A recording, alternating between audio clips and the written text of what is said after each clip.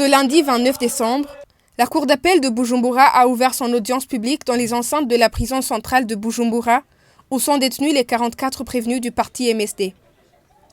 Pour avoir été accusés par le ministère public d'atteinte à la sûreté de l'État, de rébellion et d'outrage au chef d'État, 21 sont condamnés à la peine de prison à perpétuité, d'autres à 10 et 5 ans de servitude pénale par le tribunal de grande instance de la mairie de Bujumbura. Ils ont interjeté appel. Cette audience a été reportée suite à la demande unanime des avocats de la défense dans une correspondance adressée au président de la Cour d'appel afin de prendre contact du dossier de leurs clients et pour que le greffe assigne 13 codétenus. L'un des avocats de la défense, Maître Prosper Nyoyangana, souligne que la loi n'a pas été respectée.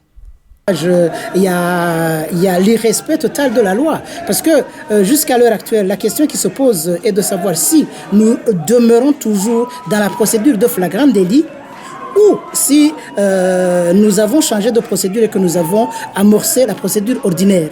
Si nous sommes restés dans la procédure de flagrant délit, c'est que la Cour est complètement en déphasage avec la loi. Parce que le Code de procédure pénale prévoit que cette affaire soit jugée dans la plus grande célérité et surtout dans la plus grande rapidité, bien évidemment, tout en respectant les droits de la défense. De nombreux militants du MSD qui étaient venus soutenir les leurs ont été bloqués à la barrière par défaut d'autorisation d'entrée.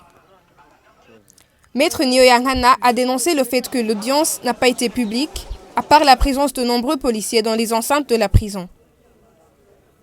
Nous avons constaté effectivement que loin d'être une audience publique, elle a été simplement une audience pour la présence nombreuse de la police. Vous avez vu que le nombre d'agents de police excédait même le nombre de prévenus et du siège y compris, et même de l'assistance. Ce qui fait que tous ceux qui devaient assister à cette audience-là ont été interdits. Et ils ont été maintenus à l'extérieur de la prison. Ce qui fait que la prison, d'ailleurs, que nous avons décriée depuis longtemps, la tenue de ces audiences à la prison, c'est illégal et anticonstitutionnel même, dans la mesure où ni le Code de procédure pénale, ni le Code de l'organisation et de la compétence judiciaire, ni le règlement de l'ordre intérieur régissant les juridictions n'autorisent la tenue de cette audience dans la prison. Maître Nyoyangana a également décrié le fait qu'un policier est venu prendre des images de tous les détenus ainsi que de leurs avocats alors qu'ils n'avaient pas ce droit. Il craint pour la sécurité de leurs clients.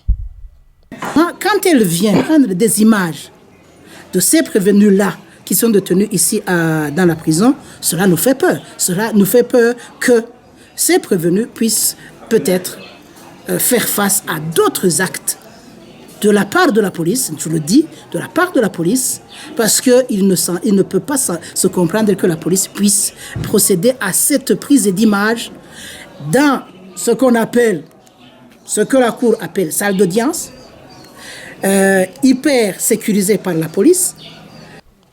Au terme de l'audience, le président du siège s'est engagé personnellement pour procurer le dossier proprement dit à la défense. Avant de retourner dans la prison, les prévenus ont entonné des chants disant qu'ils voulaient qu'on leur fasse justice et que leur leader exilé, Alexis Nduhije, puisse rentrer au pays car ses militants ont besoin de lui.